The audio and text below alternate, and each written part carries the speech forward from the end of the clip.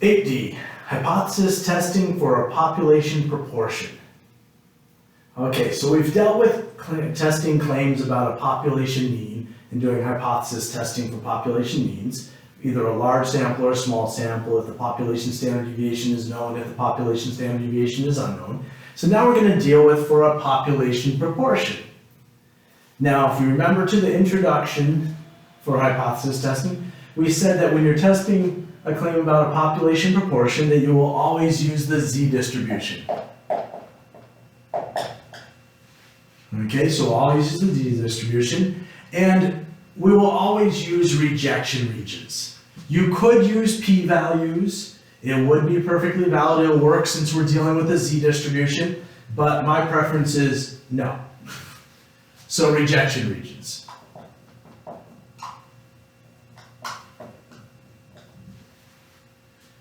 Our critical value is going to be z sub 0 to define our rejection regions. And we're going to have to find a standard score z, but that's going to change a little bit from when we were dealing with population means. Because now we're dealing with a claim about a population proportion. Our test statistic, remember, is going to be p hat minus our claim p over the square root of p times q over n. So that's going to be our test statistic. Now remember, from when we were dealing with confidence intervals, that q is the complement of p. With confidence intervals, we had p hat, q hat over n, because we were trying to find a confidence interval for the population proportion. Here we have the claim, so we're going to use p and q. So remember that q is equal to 1 minus p, and p is the claim. And then of course we have our sample size.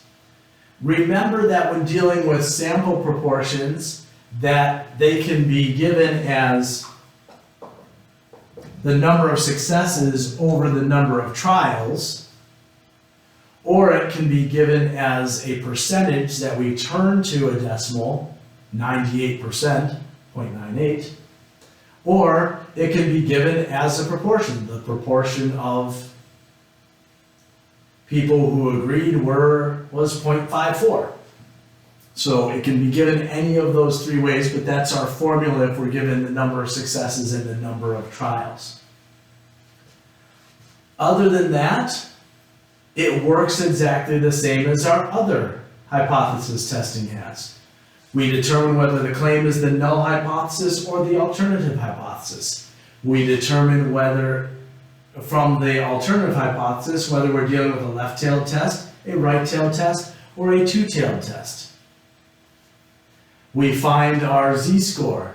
We use the significance level to find our critical values to set up our rejection regions.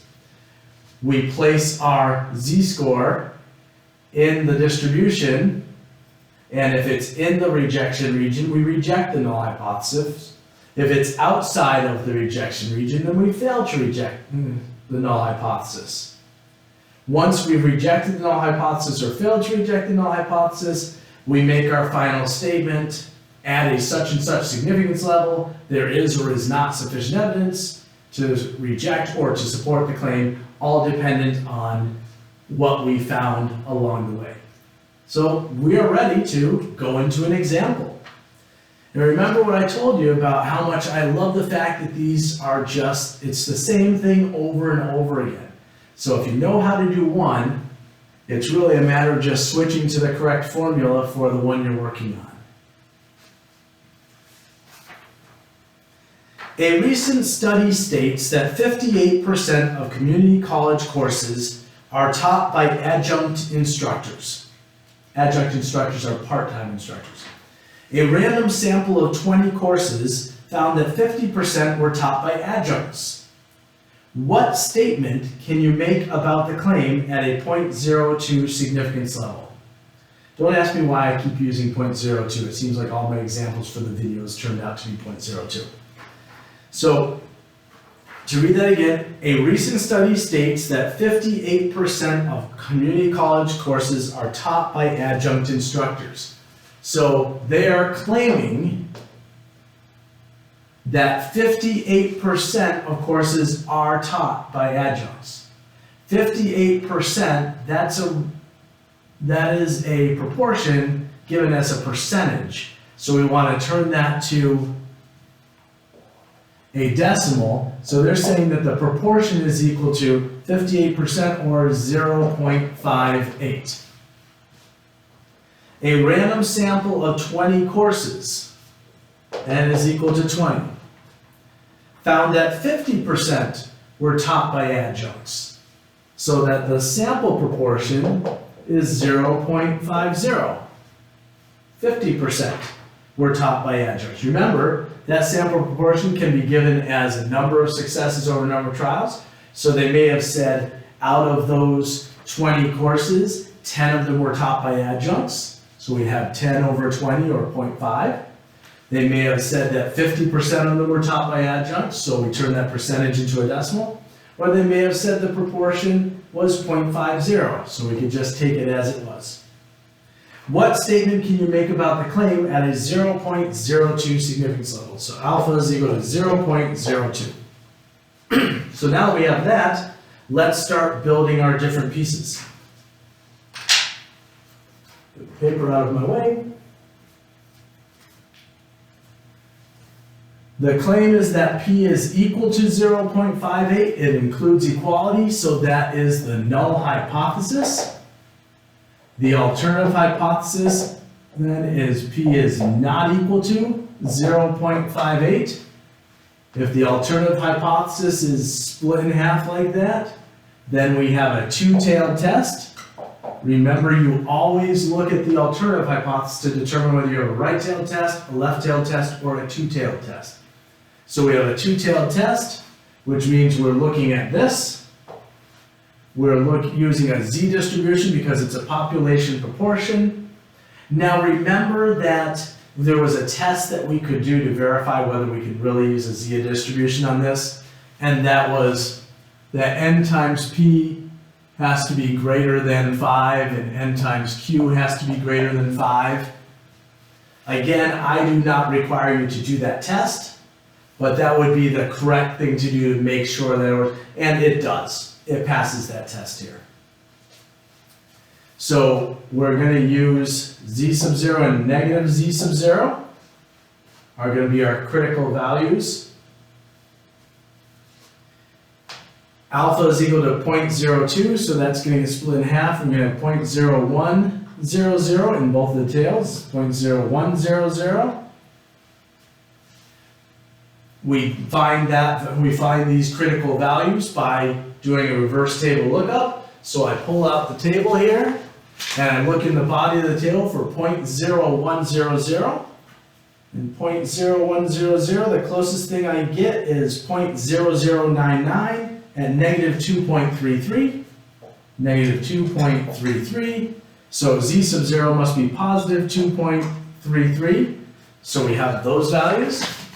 Now we need to find z, our standardized test statistic from our test statistic here. But to do that, we first are going to need to find q, because we have p hat, that's 0.50. We have p, 0.58. We have n, 20. What we don't have is q. So q is equal to 1 minus 0.58. Or q is equal to 0.42. So now that we have that, we can find z.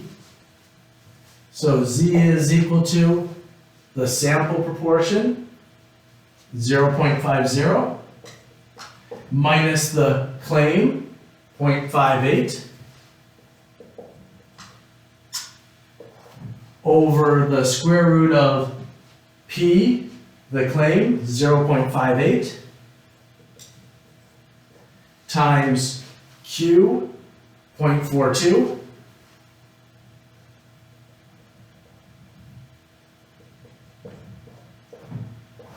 over n, 20.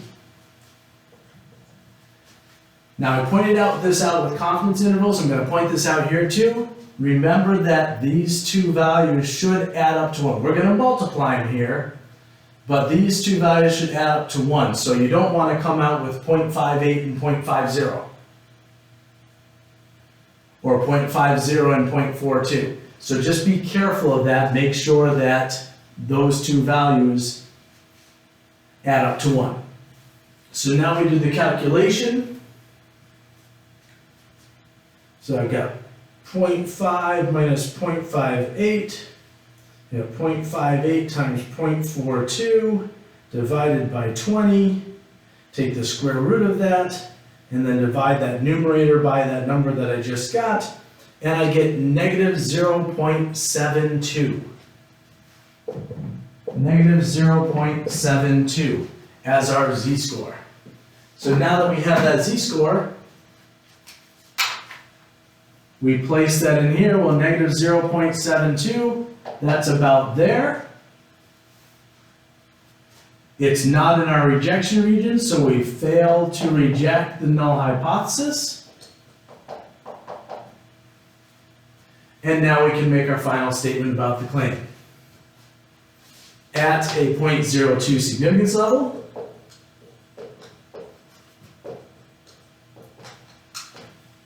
there is not sufficient evidence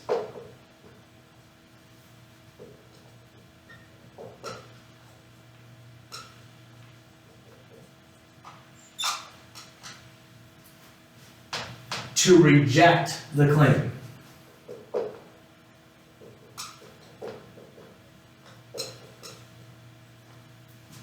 So at a 0.02 significance level, there is not sufficient evidence to reject the claim. We always state the significance level. If we fail to reject the null hypothesis, there's not sufficient evidence. If we reject the null hypothesis, there is sufficient evidence. If the claim is the null hypothesis, to reject the claim. If the claim is the alternative hypothesis, to support the claim. So at a 0.02 significance level, there is not sufficient evidence to reject the claim. And you can see that it follows the same processes that all the other hypothesis testing did, that we have to find the standard score, we find our rejection region based on our significance level, we find out where our standard score fits into that distribution, we reject the null hypothesis if it ends up in a tail, we fail to reject it if it ends up anywhere else, if it's not in a tail, and then we make that final statement based on the significance level, whether we rejected or failed to reject the null hypothesis, and whether the claim was the null hypothesis or the alternative hypothesis. And I'm just going to end this by reminding you of a couple things. First of all, we never reject the alternative hypothesis. We either reject the null hypothesis or we fail to reject the null hypothesis. The alternative hypothesis determines what type of test we do, right-tailed, left-tailed, or two-tailed. But we are always testing the null hypothesis. So we will either reject the null hypothesis or fail to reject the null hypothesis. We never reverse that. It doesn't matter what the claim is for how we set up our testing and what we reject or fail to reject.